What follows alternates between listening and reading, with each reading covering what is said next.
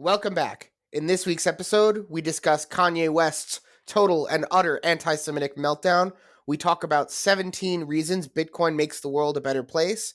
And we talk about the soldier that got sent to prison for harassing left-wing activists in Israel. I'm Luke. And I'm Rhodey. And this is the Right Side of the Compass podcast.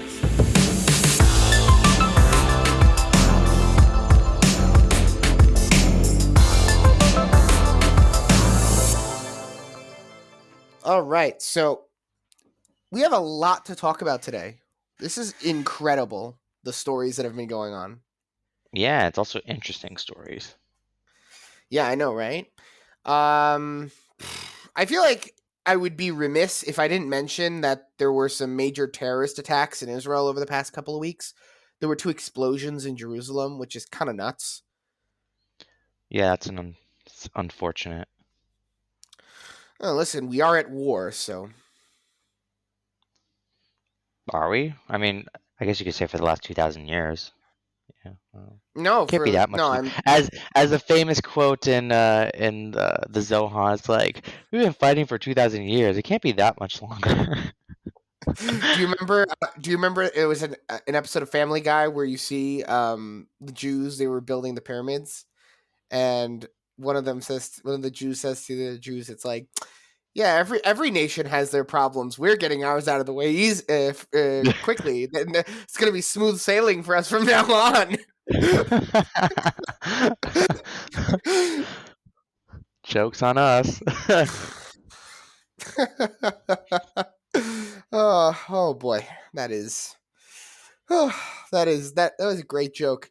Family Guy has some good jokes recently. Like it's not a good show, but they have some good zingers, if that makes any sense.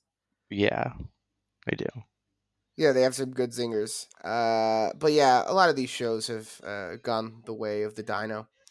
Anyways, well, before we continue with the podcast and before we get into the main topics of discussion, would like to remind the audience that if they want to see us continue making content, they should like our video, share with their friends, and subscribe to the channel. In addition, you can hit the notification bell in order to be notified of whenever we upload new content. We're also on YouTube. Well, we are on YouTube. We're on Spotify, Google, Apple, etc.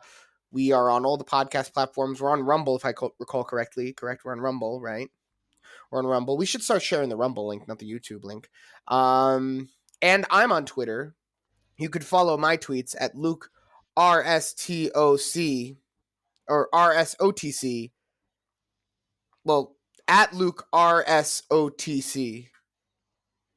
And that's my Twitter handle, I suppose. Yeah, so we're also on Instagram at the Right Side of the Compass. So yeah, you can find us there, and you can send me your hate messages there. Send me your best hate speech. I want to see all of your best hate speech. Anyways, Luke loves hate speech. Yeah, no. He just loves getting insulted. No. I also love sending hate speech.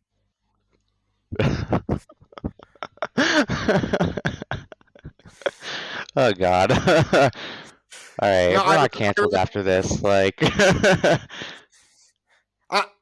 basically, what I'm saying is Elon Musk cancel me. Anyways, but no, that was like one of the first things I tweeted. It was like, now that Elon Musk owns Twitter, I can do all the hate speech I want. It's like I'm gonna start. Did you really tweet that? Yeah, I did, of course. That's hilarious. I'm gonna start doing hate speech. What are you talking about? That's what Twitter was invented for, so you can insult random people on the internet. Oh God. Yes. Do you want me to sign up for this? Yes. Can you imagine me doing hate speech? No. Yeah. No, I can. That means you lack imagination. I wouldn't even know where to start. Well, first what you do is you start telling all the people that were fired from Twitter to learn how to plumb. What? No, because okay, never mind. And It's like you live under a rock. Jesus fuck. Anyways, you, you could bleep out the F word, right? Yes, I can. Okay, so you got to bleep that out because that was not child friendly. Anyways, so we put a lot of effort into this episode, so I Wait, hope you you're enjoyed expecting as this much as we did. podcast to be wait. You're expecting this podcast to be child friendly, yet we're talking about hate speech? Hate speech is fun for the whole family.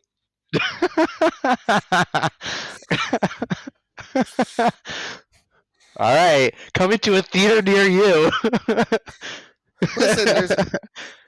Listen, there's nothing more wholesome than getting the family together to protest a gay pride parade. So I'm just saying, like, you got to teach your kids sexual morals at some point. May as well start them when they're young. Anyways, before I get canceled for saying that, which inevitably will get taken out of context, I don't actually think you should teach your kids about sex. That was a joke. It was a joke. Anyways, so we put a lot of effort into this Hashtag episode. don't So you cancel us. hashtag too late. Um,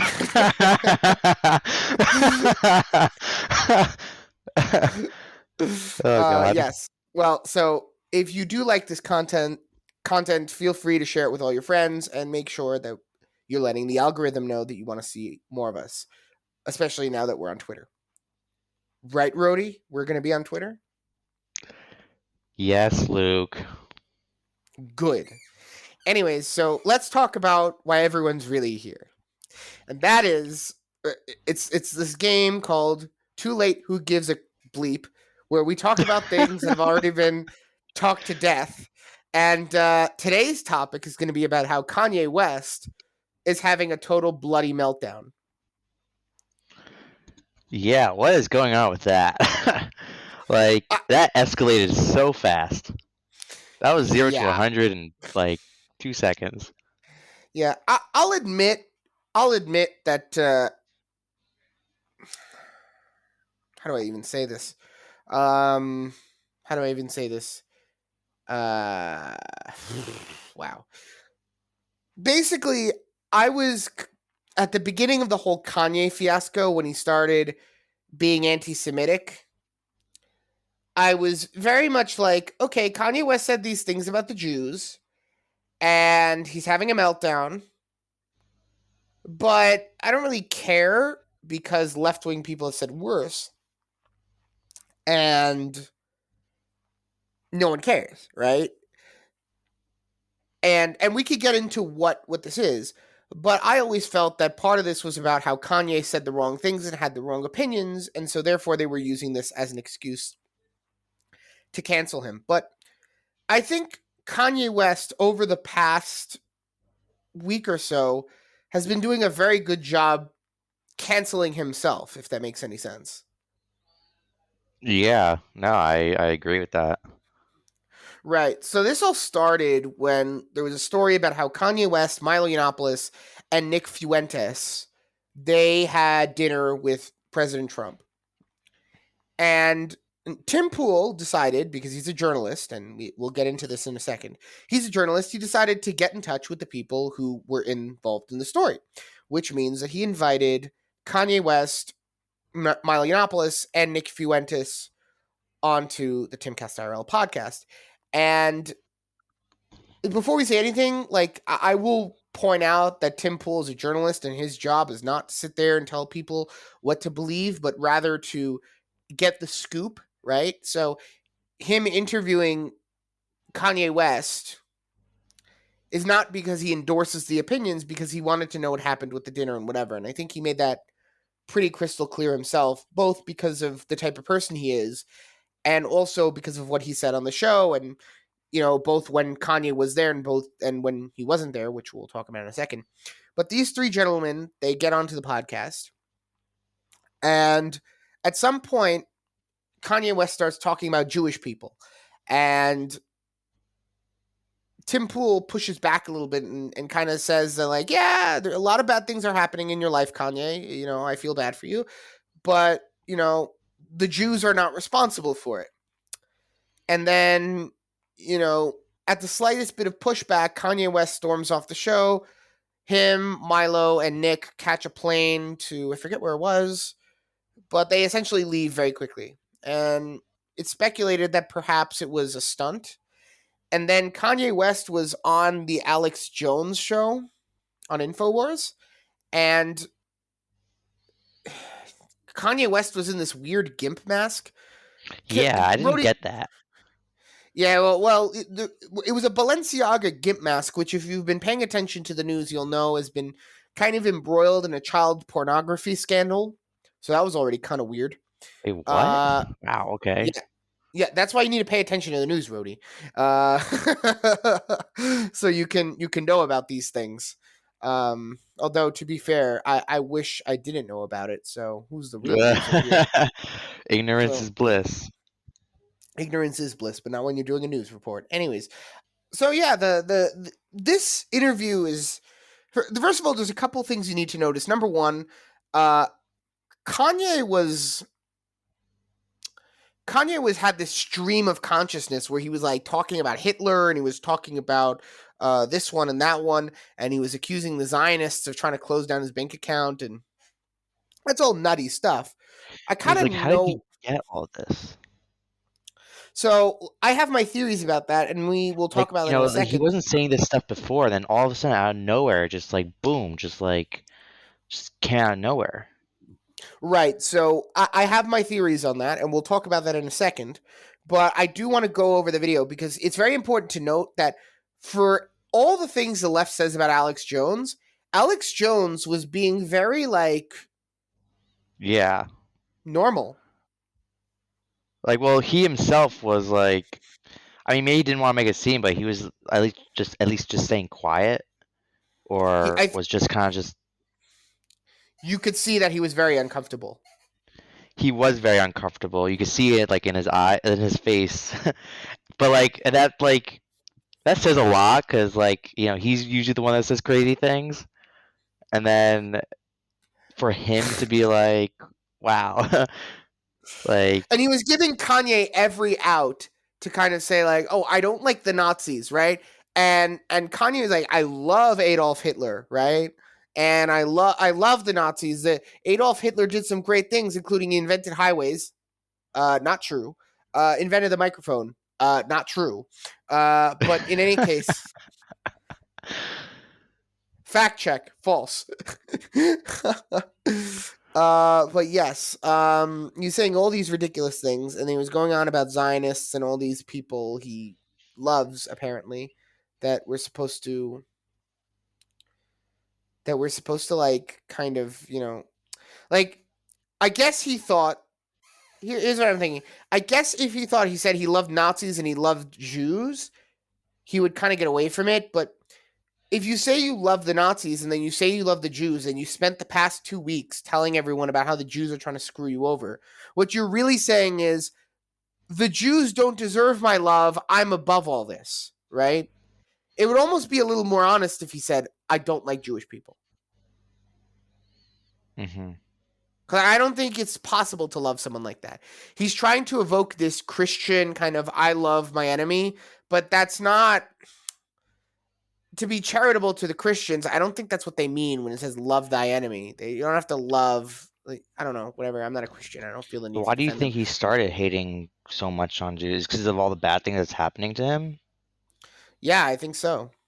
Because he started out saying how oh, Jews run Hollywood and stuff like that, and um and and maybe he thinks that they're to blame for that, but I So don't really get it.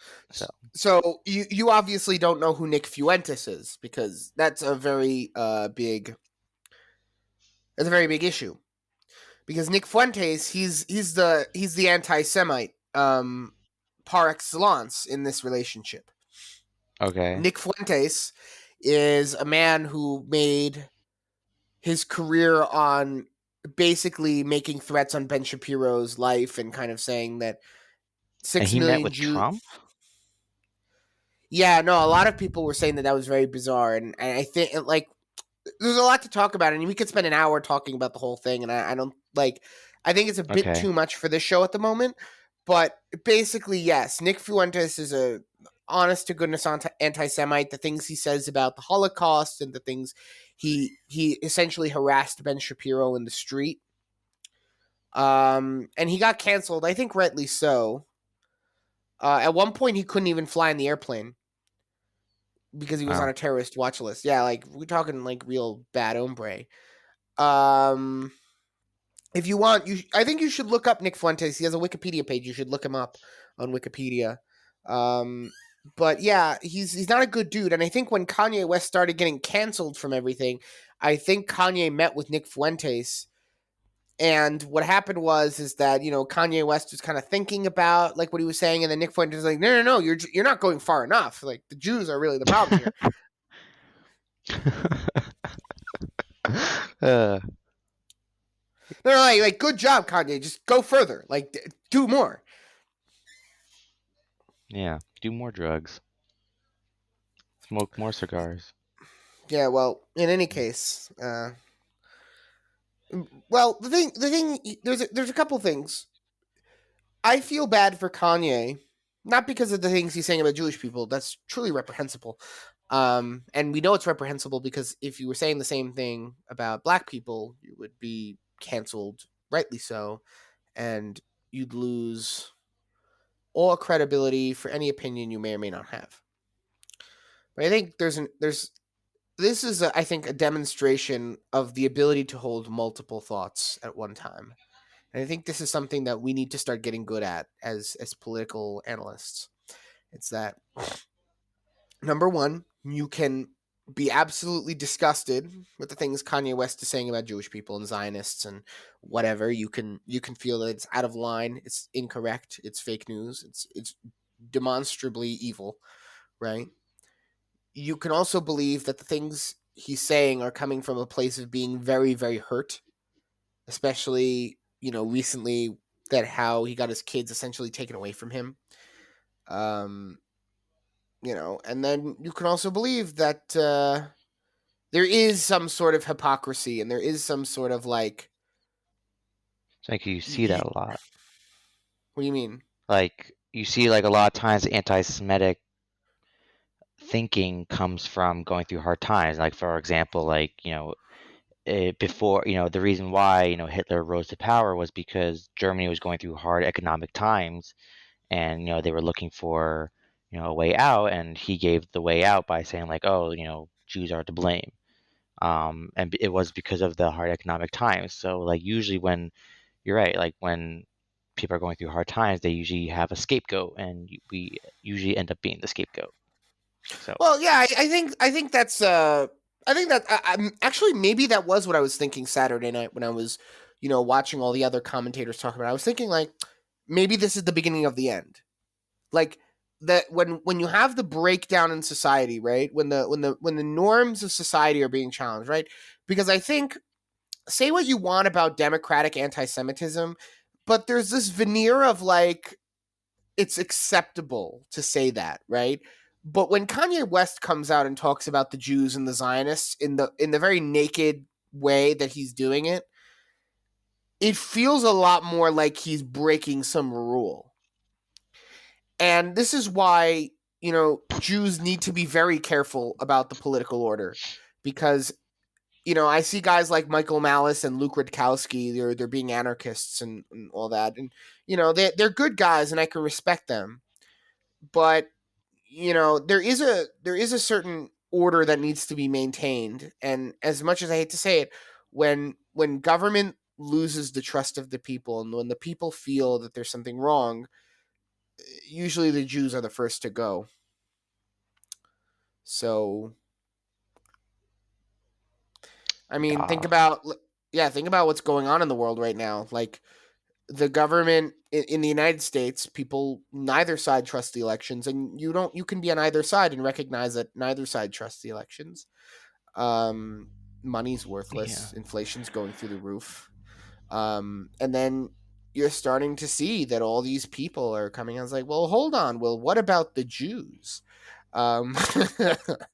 um, But yeah, what were you saying about Kanye before? no, I was saying that like I feel bad for him because he has these things going on in his personal life, and he had his kids taken away from him. His wife cheated on him with this guy who's now converting to Judaism to troll Kanye. Like, can you what a Really? loser? Whoa. Yeah, Pete Davidson's converting to Judaism to troll Kanye, and it's like, yeah, I could hate what Kanye's doing, and I could also feel like, yeah, Pete Davidson, stop being a giant dick. You know what I mean? Yeah. Like, does that make any sense? Yeah, yeah. It's I like know, it's like, unnecessary. yeah, like it's not Like like you're you're fanning the flame. well, not only fanning the flame, he's being a degenerate loser. And like leave me out of it. Like I had nothing to do with it. Leave me the hell out of it. You know?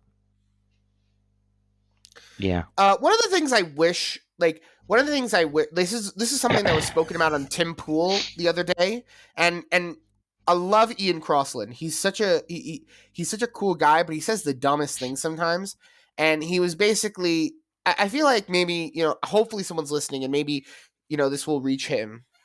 But Ian Crossland was saying like he doesn't like it when people who are not religious but they're ethnically Jewish, they call themselves Jewish, and it's like, Ian, I get what you're saying, but at the same time, it's like, go away. Like this is not like, because you like, I understand that you think like you're being like smart and enlightened by claiming that only like people who care about the tradition are religious or Jewish, but we are a nation, and by saying that, like, if I didn't care, like if I was religious, right, and I grew up religious and then I decide not to be religious anymore or vice versa, it's like somehow takes it away.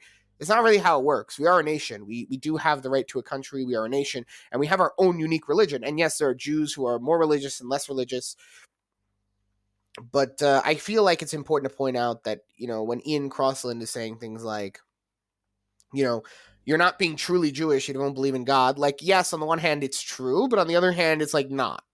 It's like very much not true. Yeah. And that's what makes anti-Semitism so crazy, because it's almost, I think it's like a tired line at this point. But what makes someone anti-Semitic is like, if let's say you say George Soros is a bad hombre, right? Saying a Jewish person is a bad hombre is not anti-Semitic, right?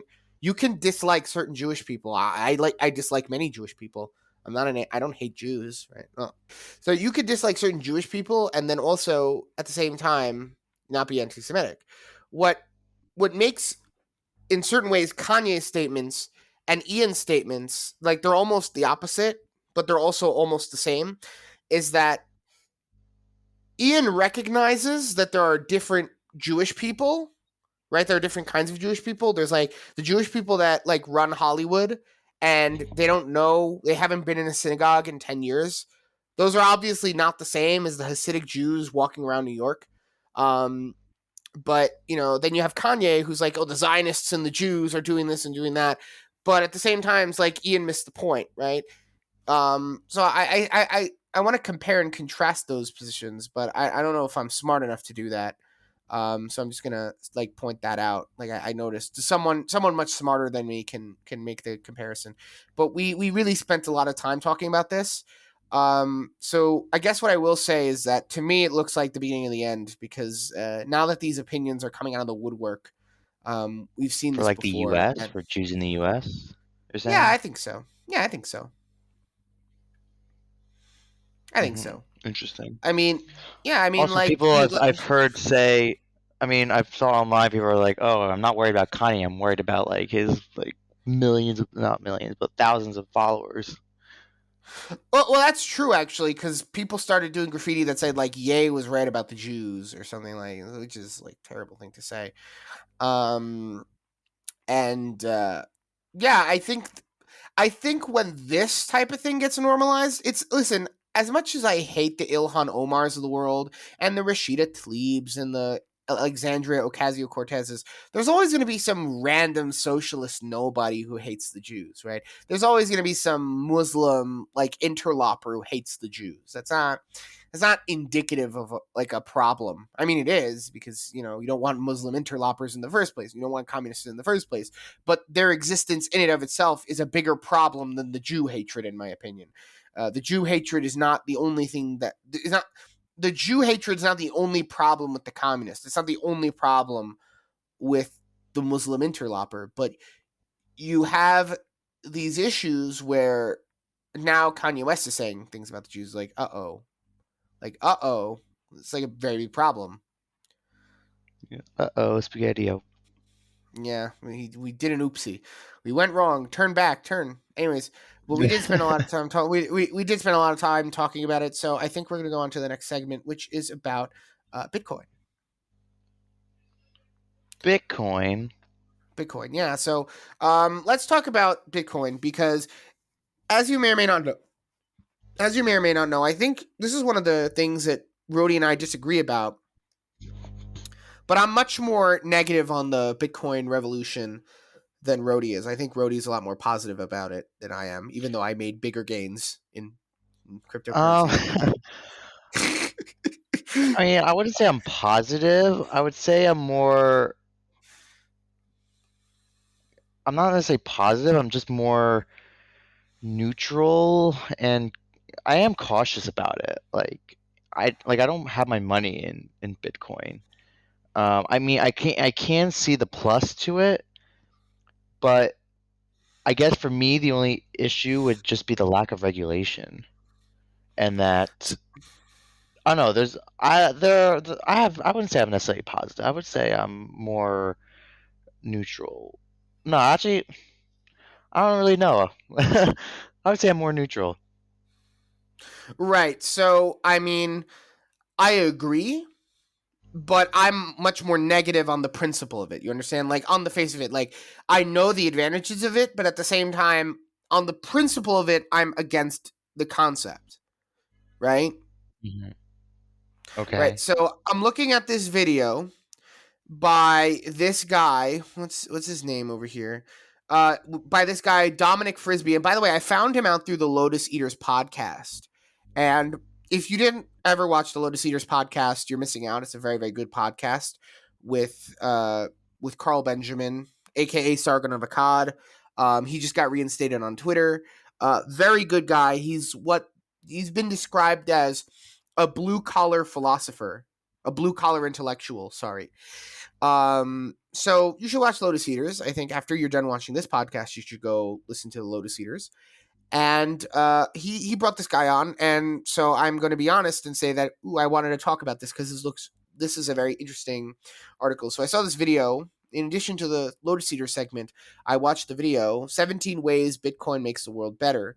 So I feel like we should discuss what we think about these things. So, according to this comment by AWOL Jordy, which I'm going to use as like the kind of shorthand for the video, these are the 17 things that this gentleman Dominic Frisby says are ways that Bitcoin makes the world better. And okay, so number one, he says separate money and state. I see why one would think that that's a good idea, but I'm ambivalent in that, in the sense that I don't think that the problem with money and state is that the state mints coins. I think the problem is fiat currency, not necessarily currency in general. Because up until now, governments would mint currency, right? Fiat. Fiat No, is. no, the gold standard. I'm saying like government would mint coins, right? Or they would mint money, right? And when there was a gold standard, the gold standard would regulate the money, right? But the government put their stamp on it, right? Yeah, it was a representation of the gold. It was basically saying like, okay, you owe this amount of like gold, but like it's representative by like cash, Right. and like you can literally go to the bank and you can like you can trade the money for gold. That's how it worked. Right. So I think he makes a good point that it does separate governments from fiat currency, but I don't think that's necessarily like I don't think that that's what we want. What we want is the government to mint gold standard currency and silver standard currency. That's what we want. We don't want no government currency. Well, actually, the bigger fear is that the government will make their own like cryptocurrency, which I think other countries are starting to do. And with that, and the problem with that is that they can track it very easily. Well, I would never use a government's cryptocurrency because that defeats the point of cryptocurrency. Then you're just using a Yeah. digital token. But you're not it's not a cryptocurrency. If the government the whole reason why a cryptocurrency is valuable in the first place is because it's not doesn't belong to the government. Yeah. But The- it's not. But going back to what you're saying that we should go back to the gold standard.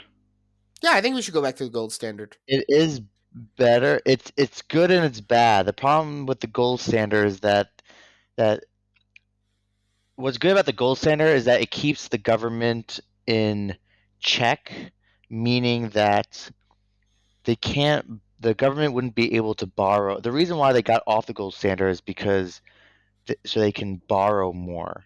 The government can borrow more because when it was attached to the gold standard, it limited the government from being able to borrow money because it made it more, I don't know how to say it, like it made it more real and physical. While, Right. if you're just if it's not backed up by anything, then it's like, yeah, go ahead, just print out as much as you want, like so But then what that's is what the reason why no, they of got course. off. Of course, but that doesn't make it okay. I understand why they did it. I'm saying that the things we lose, namely the governments now have no reason not to print money because the only difference between me having $1 million and the government having $1 million is the government can decide it has $2 million and I can't just decide I have $2 million. Like you understand, like that, like the government by backing the currency in a finite asset, right? You are taking the power away from the government to just print money. Money has to be in relation to the asset that it's backed by. So, yes, I think the government should be involved in making sure that the money's real, but I don't think the government should be involved in printing money for its own sake. But I don't think the answer is then to have a digital asset that doesn't do anything. Um, at least that doesn't have a standard value, and I think there's other issues, right? Fiat escape, right? And this is number 2, fiat escape. I agree with that completely, 100%. Borderless payments is number 3, also very good, right? No capital controls. We literally just spoke about that, right? No capital controls. It means that you the like the central banks can't just print currency. They can't just make these cryptocurrencies. They could print all their own currencies they like, but your cryptocurrency is not affected by that. Financial Mhm. inclusion, which is what he says, if you remember correctly, he says that it's about how there are lots of people around the world who have no access to banking systems. I think he's overestimating the amount of people that are financially included, I think, in my opinion. Because yes, you can get a smartphone to do it, but like I buy my cryptocurrency with money I have on the internet using my banking services. You know what I mean? Yeah. So like what does he mean? Does he mean you can mine it? Where does he think the people in Africa who like live in mud huts, where does he think Well, I they're think he's getting talking about more like instead of fiat currency, where each currency in different countries are worth different amounts, Bitcoin is worth the same whether you're in America or a No, no, village no. In in. this, no, no, no. In this case, what he means is if a bank doesn't want to deal with you for whatever reason, you can still have access to cryptocurrency. And it's like yes, but also no, because it's so digital, and you need things to get into the digital space. That's the reality. You can't Yeah, like just Wi-Fi and a computer. you need yeah. It's not so simple, and there's a lot of knowledge you need to have for cryptocurrency to mean something to you. And not everyone takes cryptocurrency. I mean, listen, I don't know. Could very well be that there's an underground economy that lives on cryptocurrency that I'm not aware of, and For I'll sure, admit there's that I don't definitely know. is. Right, There's but I don't definitely think is. little. No, right, but I don't think little Matumbo who can't afford to have running water is like sitting there is like, oh, I should get my Bitcoin. No, no, no. I don't think it works that way. But whatever. I'm open to being wrong. Privacy. I mean, yes and no. It's a double-edged sword, right? So you could see where at least with Bitcoin, I know there are coins that like they focus on privacy, so it's different for them. But you could see the IP addresses of like all these transactions. So I don't know what he's talking about. Digital cash. Oh, so digital cash. What he means is like it solves the problem that governments were trying to come up with a digital form of currency that doesn't require a middleman. So the verification system that's used by cryptocurrency, the proof of work concept that they use to verify the transfer of money. Yeah. He's saying that that's it solves the problem of digital cash, which I don't want in the first place. So it's not a bonus to me. Like I think we should have physical cash. Digital scarcity. He's saying that they solve the problem of digital scarcity. Financial education, that people are learning about money and how it works and everything. And I think that's good actually. Finite supply, yes, that's correct. New asset class. This is the thing that essentially they created a new thing for people to own, like a whole new category of things. Which like how Yeah, it's another often? asset. Like gold, like silver, it's a digital asset. Yeah, it's a digital asset. I mean, it's a. I think one of the things that I think we're going to talk about is how much like I hate like this concept that you can own zeros and ones. It's such a stupid idea. Um, right? Helps the young. It I doesn't agree with, have it. It's amazing, like that things that don't have intrinsic physical value are worth so much. but I think that's stupid. As a It was the same thing conservative, with the dot-com bubble. Like right? there was all But this that's digital. stupid. But that's It stupid. is like you. Do you realize Google doesn't produce anything? Like they literally don't produce anything of of like any product of like value. It's all digital. It doesn't have any like intrinsic value. It's dumb. It's dumb. But Maybe yet I'm a they make so moron, but I don't. money. But like no, but at least if you own a website, you own like space in a server and like it leads to a place like because what's a web page really? Like it's a glorified Word document if you want to think about it that way, right? Hmm. Right? It's code, right? But you own the rights to that location on the internet. But it's like it's maybe I'm a moron. Maybe I'm too much of like an old fashioned guy. But like to me, like when I think of money, I think of like paper and coins. And I don't think of like zeros and ones. Who's that useful to? Um, Helps the young. This is a thing I like actually. Basically, he said it's a way for the young to get back at the old because most old people don't understand cryptocurrency. So after like all the taxes that the young people are paying to uh to keep the old alive, it's like if the young put their money in cryptocurrency, then the old can't have it. Well, I think also it just means like the old people have an advantage, like they can afford houses and cars and all that. And when it comes to the stock market, the bigger people have the advantage. And so like because it's a new asset class that they old don't really know about, the people that could get there first are like the young people. Yeah, the ones that were paying attention. But I think he meant he's going further. He's saying that because the old are screwing over the young, right?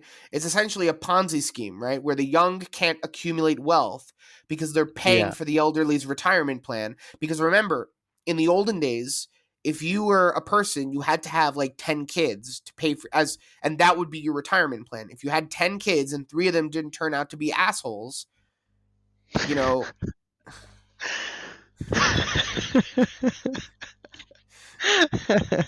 those Uh, kids those kids would take care of you in your old age. uh, And sorry. I don't know why that's so funny, but it's just so funny. it's true, right? I'm not wrong. I'm not wrong. Like you had 10 kids and they would take care of you and they'd replace you in the worker in like the labor market, right? One of the things you have a responsibility to do as a human being is to replace yourself, assuming you can, assuming you have the biological capability to do so. You have to replace yourself in the labor market because there are going to be at some point people taking care of you, right? So because all these elderly people, they decided, oh, I'm going to participate in the summer of love, and I'm not going to have kids because, oh, the government, I'm going to pay my social security and the government's going to take care of me. And they didn't realize that, for the government to be able to take care of them, they needed to have kids, right? So, they like the government is now going to the young people like, well, we promised all these old people we're going to pay for their retirement and we're going to pay for their medicine. We're going to pay for this. It's like, well, now these young people can't accumulate wealth. So what do? Oh, they just put their money into cryptocurrency. It's like, well, you can't have it anymore. See you, bye. You can't have my cryptocurrency. It's not for you to take. It's in a thumb drive somewhere.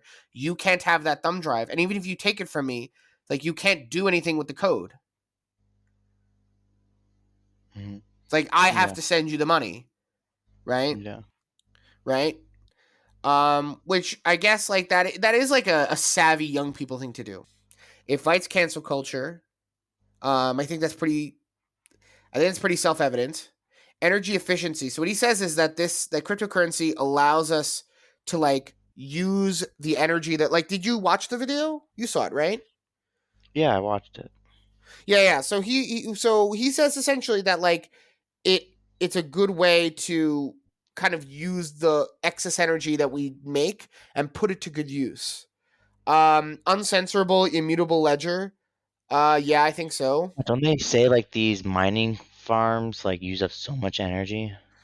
Right, but he says that that's like the wrong way to understand it. He says that essentially when we generate energy, it takes 3 times as much energy to store energy as it does to use it. So he says that like these cryptocurrency mining farms, they go to these places that generate electricity and they just go to these places and they set up these like tons of servers and they use energy much more effectively than it's being stored. Hmm. If that makes any sense. I don't quite understand how it works, but he explained it pretty well. Uncensorable immutable ledger. So he's saying like that it's like like this was part of the 17th one. It's that because you have this testimony of like all the trades, it's okay to like sit there and kind of like you don't need to trust what people are doing. You know exactly where money is at all times. Um right? And then it eliminates spam, right? It eliminates spam, which is I think that's like a minor thing, but essentially because it's not as important, but I guess it eliminates spam. But I think for me, what I think the issue is that money is also detached from reality in this world, where it's one more password to remember, and it's one more gadget to have, and it's one more like it's so much internet. So I just want real money. Like, can we go back to the time when money was gold and you had to carry things in you had to own things? Like, it's very easy. Like, I understand why this Dominic Frisbee guy, he's very like keen on the cryptocurrency, but I feel like this is part of the global plan to kind of make sure we don't own anything and we're happy. You know what I mean? Like, eat the bugs, live in the pod, all that stuff. What do you think? Um, that he's very much for. Sorry, can you repeat that last part? No, I think part of this cryptocurrency push is that it is a kind of like a moneyless society where we Well, think don't own about it. It was anything. very difficult. If you had to carry a whole chest of like gold pieces, like it got very heavy. It was very impractical, But and you that's but why they went. but you don't carry a chest of gold with you. You carry a couple of pieces to the market, and you buy what you need, and you go home. You don't carry a who carried a chest Well, with them? well, How many? how much physical are we talking about? Are we talking about like, oh, you mostly keep it in the bank and then you have cash on you? Or are we talking about going completely cash and like not digital at all? No, I think there's room for credit cards, but I think money needs to be like I could see why there would be a reason to have some sort of digital version of a currency, right? But that digital version of the currency needs to be backed by a physical version of the currency, Yeah, right? where we have fiat, 80% of money nowadays is online, is cashless. No, but could we theoretically have like a digital US dollar if the dollar was backed by gold? Like a digital currency kind of scenario that's like backed by gold. Like, okay, so like I haven't even thought of that. imagine okay, imagine this scenario, right? I have in the bank, I have um 27 pounds of gold, right? In my Hmm. account. And so I Yeah. go to the supermarket and I have a card in my wallet. And what it does is it allows me to use those 27 pounds of gold in financial transactions without having to carry them, without having to carry them everywhere, right? Because banknotes, by the way, banknotes used to be that it would say, we have a pound of gold in your name, and this note is worth a pound of gold, and you can come to the bank and change it for a pound of gold. So why can't we have it that you can have your banknotes in digital and physical form?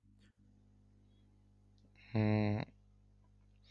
I don't know, because in the end of the day, people, w- I guess the question is, what is value then? Like, value is what the people consider valuable. So, like, yeah, gold is valuable, but like, that's not what today's society deem it to be. I mean, yeah, it's used as a hedge against the market most of the time, but like, even Warren Buffett doesn't like the idea of leaving your money in gold. I mean, that's for a whole different reason, so I'm not gonna get into that. But in general, like, what gives something value is what people are willing to pay for something. So No, no, like, no. I'm saying that we can have a gold backed currency. We can have a gold standard currency and still have not only a currency backed by gold, but have a digital version of that currency where yeah, but where then you if come into the problem again of, the printing of money and using that money for but you um, can't because if there's a gold standard, right, then that means there can only be a certain amount of dollars in circulation. And if you increase the gold supply, you increase the amount of dollars in circulation. And if you don't increase the and if you increase the gold supply, then you can increase the amount of dollars in circulation. But it's all based on the amount of gold in circulation. you're right, but how much gold can sustain an entire country of 300 million people? I mean, well, number one, again, it would all be relative, right? So if there's less gold, then it would just mean that gold becomes more valuable and the currency I would mean, you're deflate. right, and then if they print out more money, then each dollar would be worth less of gold. I get it. I don't know. It's a Well, good question to ask. I don't know. It's a I mean, very think, interesting question actually, but I mean, think about it. What they can do is well, what they could do, and this is what I think would end up happening would be that each dollar would have a set amount of gold it's worth, and there could only be a certain amount of and the amount of dollars that can be in circulation would be relative to the amount of gold there is in the system. So there would obviously be more dollars than gold because you wouldn't want a run on your money because there always is more currency in that because that's how fractional reserve banking works, right? Where you give out more banknotes than you have currency on the assumption that there isn't going to be a bank run and that not everyone's going to want their gold at the same time, right? yeah. And I guess part of the reason why they went away from the gold standard because there was like major inflation. Was it? I think in the 70s, and Nixon, not Nixon. I think it was. No, it was Nixon. Didn't he leave the gold Yeah, standard? Nixon. Yeah. Um, yeah, it was. Yeah, the Watergate, the president, right? Yeah, Nixon. It was Nixon who went off the gold standard, and that was because of what you just said, because everyone was asking for gold back, and it was overwhelming the system.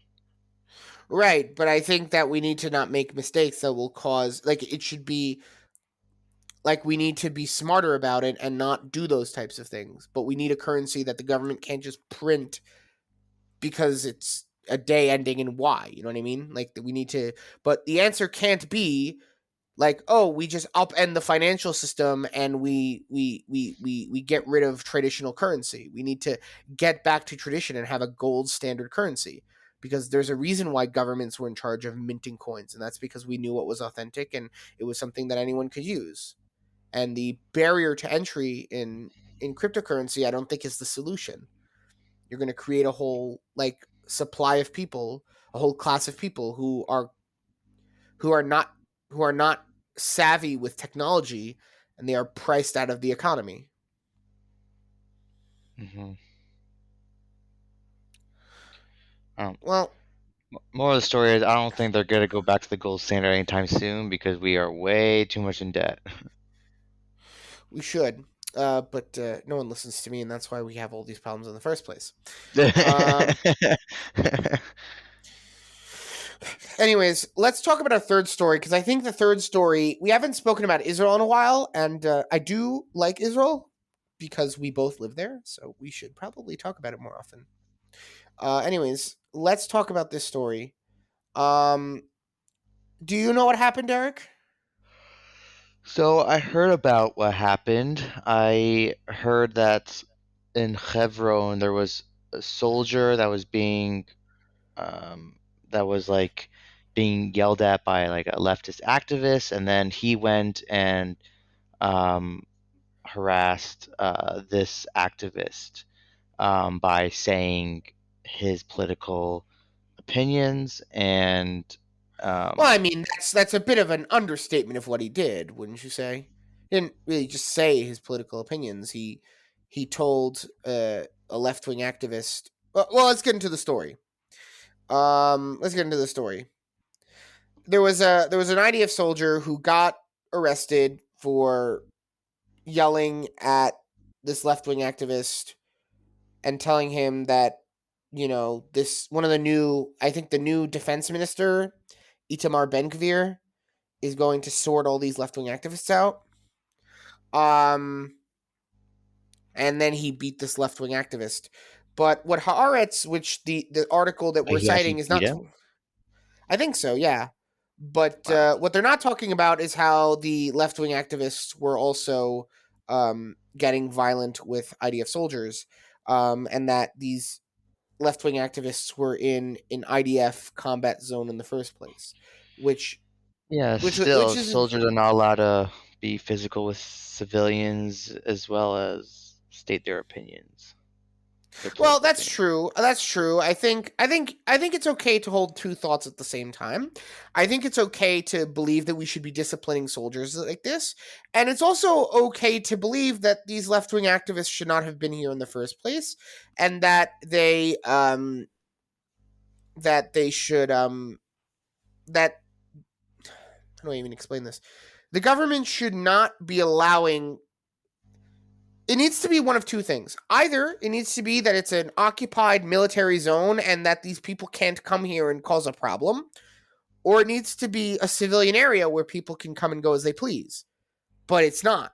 It's this weird kind of occupation zone, In between. but we let our enemies come here and make problems for the soldiers. It's like, why put the soldiers in this type of situation? For what reason? Yeah. Why allow this? Anyways, so Otzma, this is the story. Otzma Yehudit leader Itamar Ben Gvir denounced the decision to send a soldier to prison for 10 days after being filmed threatening left-wing activists, and later visited the soldier's home on Tuesday. I Um, don't think 10 days is not a big deal. I mean, like, it's not like it's a year or something. It's like 10 days. You know. well, number one, I don't think it's just going to be 10 days in the clink. It's probably going to end up being 10 days in the clink, and he's not going to be a combat soldier anymore. Probably. He's probably not going to be a combat soldier anymore, because how can he be? He didn't, like, I don't know. That's usually what Yeah, the happens army after looked these at. type. Yeah, and not only that, it's also, it's not. This is not like an insubordination case or he did something stupid off the battlefield. We're talking about, like, a fundamental kind of, I guess, a big error that this guy made, like a big error. And I don't think his commanders are going to trust him in this type of situation anymore. And how can Yeah. they? And how can Yeah. they? Exactly. Like, I get it. How can they trust him? Um, and this is whether you think he's right or wrong. It doesn't really matter if he's right or wrong. It seems that his chain of command did not appreciate this, and so they will not trust him, and that's just the reality. This is not a political statement. Um, at a meeting with the soldier's father on Tuesday, the Kahanist lawmaker, by the way, this is a smear because you're not allowed to be a Kahanist in Israel, so this is a smear and he should probably sue. The Kahanist lawmaker demanded that the IDF chief of staff and the army leadership think twice about this punishment. We cannot allow anarchists to come, curse, spit, and attack our heroic soldiers. Soldiers react. You can certainly take them aside and tell them to opt for a more proportionate response, less proportionate, but to send them to prison for 10 days, it's not reasonable. It's disproportionate. It's not right, he said. On Friday, an IDF soldier was filmed attacking a left wing activist in the West Bank city of Hebron on Friday, as another soldier was shown telling one of the activists that uh, Ben Gvir is going to bring order to this place. That's it. You've had it. The fun is over. In reference to Ben Gvir, who was named as National Security Minister in the upcoming government, giving him expanded law enforcement powers in the West Bank. That's, I think, very hard to justify. I You can believe that, but I think as a soldier, maybe you shouldn't be saying that. This is not a smart thing to say. It's not like a. It's kind of a lame thing to say. It's like, you know what this reminds me of? It's like, when you were like 5 and this kid's bullying you, so you tell him, "I'm just gonna tell my dad and you. He's gonna come and beat you up." Like that. It has that kind of energy. It has that kind of energy.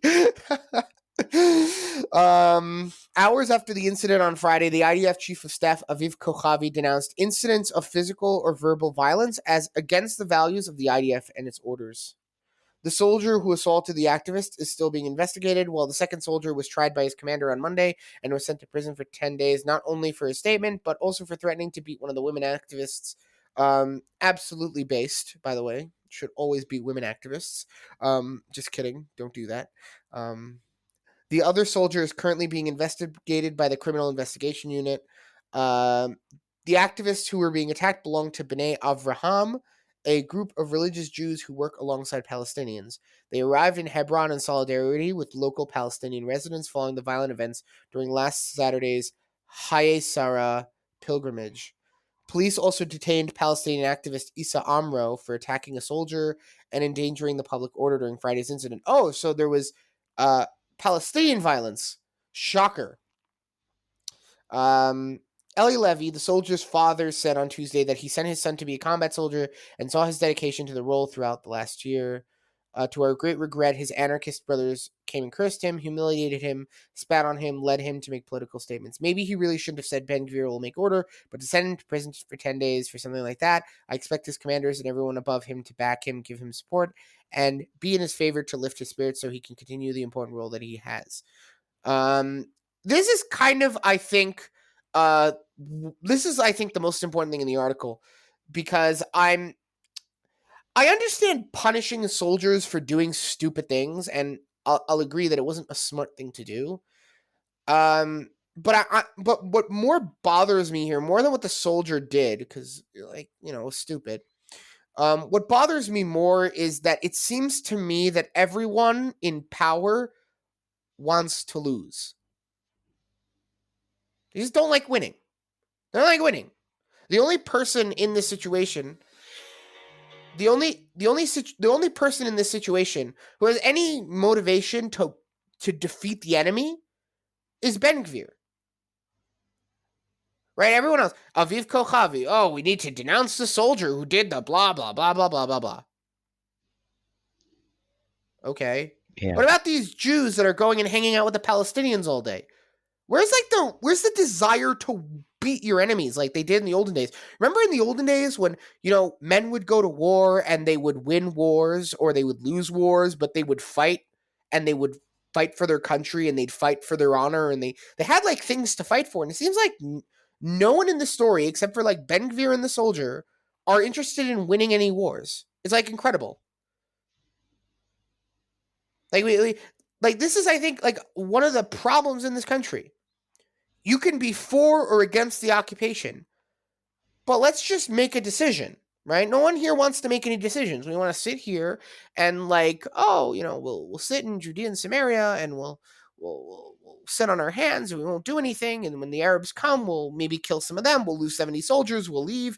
We'll go in another 5 years, go and invade Gaza again. It's like, oh my god. Yeah. Am I wrong? Like, what am I like? What am I missing here? What am I missing here? Why do I feel so like no one in the Jewish camp wants to win? Like, there's Um, Maybe because they know there is no winning, because the rest of the world is much more powerful than us. but they're not gonna. Okay, I don't think it works that way. But for example, these Bnei Avraham guys, like, where's their honor? Where's their dignity? Like, you see these Arabs, they come, they don't like us, right? They come to kill us all the time. They literally blew up a bus a couple weeks ago. They blew up 2 buses in Jerusalem.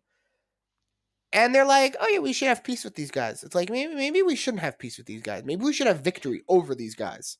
Yeah, look, no, I agree. Where it's like I don't think the Israeli government has a backbone. You know, It's like I just want to see them try. Like, if we try and we lose, that's okay. it's like you know dating, kind of, getting lack of respect. Yeah, we did speak about it. It's like there's a lack of self-respect here that I think so many of these people in the story. It's like you never see the Arabs. You never see the. This is like kind of like the thing I admired about the Qatar thing when it came to the World Cup. You love or hate the Qataris, you could tell they respect themselves. They have some dignity. There's a certain dignity in being Qatari, right? They believe that 2 plus 2 equals Islam, and they not only don't want to hear anything to the contrary, they will shove it down your throat. They will shove it down your throat. 2 plus 2 equals Islam. Oh my god. Uh, Right, but you understand what I'm saying? Like that they have self-respect that we don't have. They don't have they don't have any shame. Look at all the shame we have. It's like what is this? Like what is this? On Tuesday, MK Moshe Arbel from the Shas Party called on MK Ben-Gvir to leave soldiers outside the political discourse. We cannot allow in any way a soldier in IDF uniform to talk about any party in this way. The beloved IDF soldiers protect our country and have to be above politics. What the hell kind of statement is this? There's no such thing as being above politics. Politics means of the affairs of the city, right? Saying anything is all things are political. The fact that there are soldiers running around, Judea and Samaria, the fact that there are soldiers in Hebron as opposed to police in Hebron, that is political in and of itself. I don't want to hear anyone say we can't have politics in the IDF. Yes, maybe soldiers shouldn't be partisan politics, but like, what are you talking about? There's so much politics no, like, you're involved. not allowed to. Like, when we were in the army, we weren't allowed to talk about politics, and if someone started talking about politics, they would shut it down. Didn't matter which side. Yeah, but I think that, well, number one, I think that rule needs to be revisited. I think that rule genuinely needs to be revisited. Because I don't want to serve alongside someone who thinks that we don't belong in the place that we're serving. I just don't. Like, Well, you like probably already looking, did. I definitely did. That's not a question. But the question is, do I trust a person who is against the operation to be involved in the operation? Well, I guess it would depend on the operation, I guess. Yeah, I guess it would. I don't know. I mean, I don't know. I could see why. I guess I could see why. I don't know. But I think regardless, it's kind of like annoying to see these like members of Knesset like They need to be above politics. What are you talking about? You're the most you cannot tell anyone to be above politics. You're a politician. That is your job, to be political. And everything we say and everything we do is political. There's no such thing Mhm. as above politics. No such thing. Outgoing Deputy Minister of Defense Alon Schuster also denounced Ben-Gvir's politicization of the IDF. We will protect the respect of security forces and back our professional commanders who have high values. In a tweet, the outgoing Prime Minister Yair Lapid denounced Ben-Gvir. The incoming government presents Itamar Ben-Gvir, the National Security Minister, who has been convicted of supporting terrorism, and as a target of the Shin Bet, now begins his role by fighting against the IDF and slandering its commanders. Wow. Convicted of supporting terrorism? Oh my god, that's crazy. Oh, I'm so glad we dodged that bullet. Can you imagine if Yair Lapid was in charge of a government? What a moron. No, like I'm literally um uh Since Ben-Gvir's visit, Lieutenant Colonel Aviran Alfasi, the commander who sentenced the soldier, has been subjected to public threats and calls to resign. Alfasi has received threats over social media and directly to his phone, and some have demanded to arrange a protest outside his home. Lawmaker Tali Gottlieb from Likud has issued support for the soldier and publicly denounced senior IDF commanders. Following the sentencing, the Givati soldier appealed to his commander on Tuesday to commute a sentence. I said a few words without any intention of disgracing the army or committing an offense, and I found myself in prison, the soldier wrote in a letter. You have made me into some kind of criminal without giving me a chance to explain myself. The soldier expressed remorse and wrote, I was stressed out. I said things I shouldn't have said. I asked for forgiveness. Regarding his comments that Ben-Gvir will bring order, the soldier added that he had no intention of being political, and his words were taken out of context, as he was simply replying to the activists who accused him of working for Ben-Gvir. That's interesting. Yeah. Yeah. I mean, there's multiple things, I suppose. I guess if we have to think about anything, right? It's that number one, we can know that um the soldier screwed up. Okay, I think that's pretty obvious to anyone. The soldier did something wrong. Um, I think just to sum up the kind of things, the soldier screwed up. I think Ben Gvir is inserting himself into a discussion that perhaps he shouldn't be having as a member of Knesset. Maybe he shouldn't be. I'm shocked and appalled by the amount of people that want to lose in this country, that love losing and will always play to the other side, but will never ever defend their own soldiers. Um, and That's what I he guess said, or that's what you're saying? I'm saying that's what I'm saying. I think that you know, say what you want. Like we shouldn't need Ben Gvir to come out and like be defending the soldier. We should be. Why isn't the government doing more to prevent these situations from happening in the first place?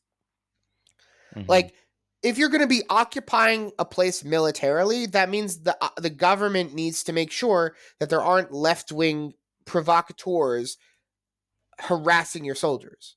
Like, that's just the reality.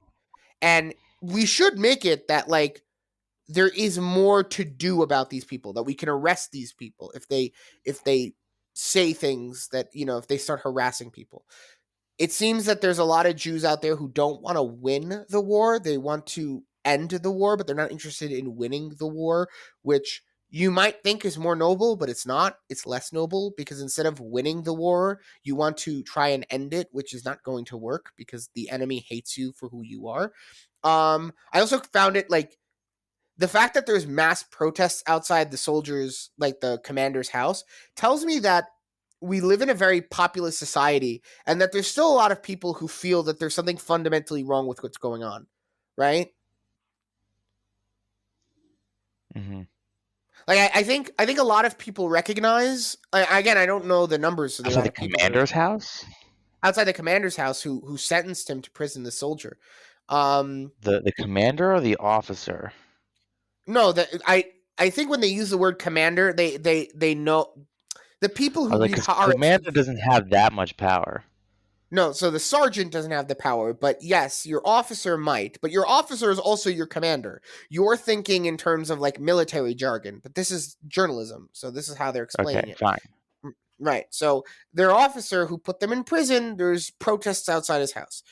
Okay. I think there's two reasons for this. I think that number one, we live in a society where we're sending our kids to war, and so we want our commanders to kind of like treat them properly because they're not. These kids are forced to be here, right? So it's like you're not like if they're forced to be here, then you need to treat our kids with respect, and I don't think that's what they're doing in this situation because the higher ups allowed the situation to get to this in the first place, which it should not be like this in the first place. People like this should have been arrested and detained long before the situation got like this. In Hebron should not be where protests are. I've been reliably informed that Hebron is occupied by a foreign military, so we need to start acting like it. Or let's apply Israeli law there. But what I'm not going to have is I'm not going to have a place that I'm told is allegedly militarily occupied, yet freedom of protest is allowed. Like that's not how that works.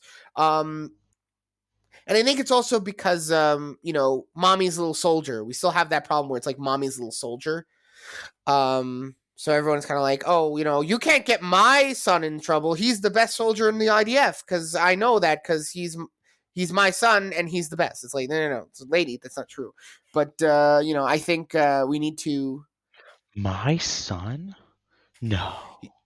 My son didn't execute three civilians for no reason. He didn't do an ISIS style beheading. Not my little Timmy.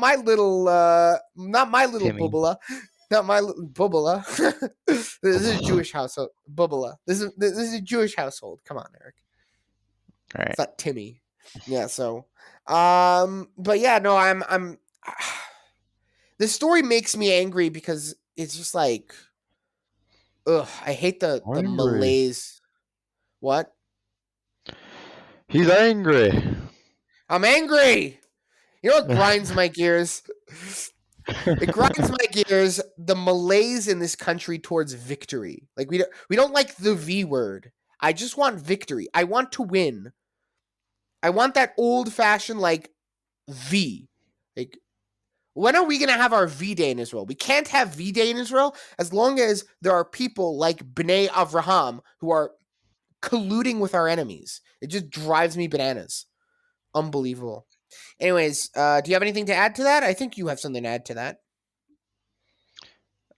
No, I don't. I don't. It's just an unfortunate event, and you know, You're not going to push back on me for you're not going to push back on me for essentially supporting fascism, or are you not shocked by me at this point? I'm not shocked, and I'm only hoping that you're joking and that people understand that you're joking It depends and about that it they don't depends get the about right what. idea and It depends. hashtag don't cancel us. All It right. depends. It depends about what. I don't know. I don't know if I'm joking. It depends about what. What was I joking about? All right. Yeah, so anyways, yeah, so I think that's it for today then. Thank you for tuning in to the Right Side of the Compass podcast. We put in a lot of work into the episodes, so we hope you enjoy it. If you enjoyed it and you want to share it with your friends and help us continue the podcast, please do so by liking the video, sharing with all your friends, subscribing to the channel, hitting the notification bell so you know when the next upload is going to be. You can also see us on Rumble, we're on Spotify, Google, Apple, anywhere where you can find podcasts, we're there. In addition, you can reach out to us by commenting in the YouTube video or reaching out to us on Instagram or on my Twitter account. So feel free to do that if you have any questions or you want to send me all of your hate mail for all the terrible things I said during the podcast. In any case, we hope you Feel had a free good to. time. Yeah, please. Yeah, let me know. In any case, we hope you had a good time this week and we look forward to seeing you next time.